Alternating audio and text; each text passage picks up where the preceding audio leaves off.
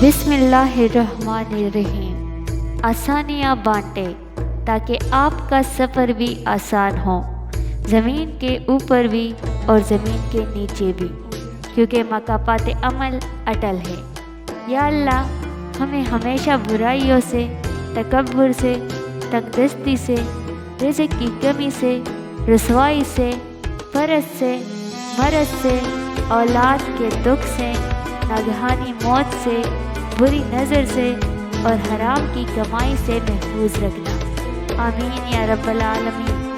اعتماد ایک چھوٹا سا لفظ ہے جسے پڑھنے میں 1 سیکنڈ اور سوچنے میں منٹ اور سمجھنے میں دن، مگر ثابت کرنے میں ساری زندگی لگتی ہے۔ الحمدللہ ہر اس چیز کے لیے جو مجھ سے لی گئی۔ یا اللہ، مجھے بن مانگے دی گئی شکوہ تو بنتا ہی نہیں، اس پاک ذات سے جو بہتر کا بدل بہترین دیتا ہے، زندگی بھر یاد رہتا ہے مشکل میں ساتھ دینے والا اور مشکل میں ساتھ چھوڑنے والا۔ مان رکھنا سیکھیے، زندگی بہت چھوٹی سی ہے، اور کوشش کریں کہ کسی کا مان، اعتماد، اعتبار اور یقین نہ ٹوٹنے پائے۔ وقت تو گزر جاتا ہے، لیکن دی ہوئی تلخیوں کے نقش باقی رہ جاتے ہیں۔ ہر رشتے کی قدر کیجیے اور حب کیجیے، ایک ایک کر کے آخرکار سب نے چلے ہی جانا ہے، پیچھے بس یادیں اور حسرتیں رہ جاتی ہیں۔ جو مقدر میں ہے وہ جائے گا نہیں، اور جو مقدر میں نہیں وہ آئے گا نہیں۔ رشتہ کوئی بھی ہو بیکار ہے جب تک عزت اور یقین نہ ہو۔ قرآن اللہ اور بندوں کے درمیان براہ راست تعلق کا ذریعہ ہے۔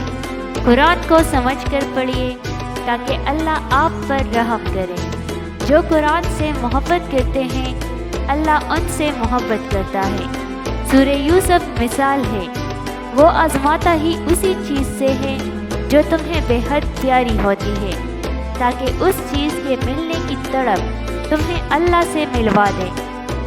حفاظت کرے نماز میں قلب کی، مسجد میں زبان کی اور غصہ میں دماغ کی۔ جس نے بن مانگے عطا کیا، وہ مانگنے پر کیوں مایوس کرے گا؟ جو انسان آپ سے دل سے بات کرے اس کو کبھی دماغ سے جواب مت دینا۔ جہاں ہر بات درگزر کرنا کسی ایک کے حصے میں آتا رہے، وہ رشتے کچے دھاگے کی طرح کسی بھی لمحے ٹوٹ جاتے ہیں۔ زندگی میں زیادہ رشتوں کا ہونا ضروری نہیں، لیکن جو رشتے ہیں ان میں زندگی کا ہونا ضروری ہے۔ کسی نے پوچھا، اس دنیا میں آپ کا اپنا کون ہے؟ میں نے ہنس کر کہا، وقت اچھا ہو تو سب اپنے، ورنہ کوئی نہیں۔ دیر سے بنو لیکن کچھ بنو، کیونکہ لوگ وقت کے ساتھ ساتھ خیریت کے بجائے حیثیت پوچھنے لگتے ہیں۔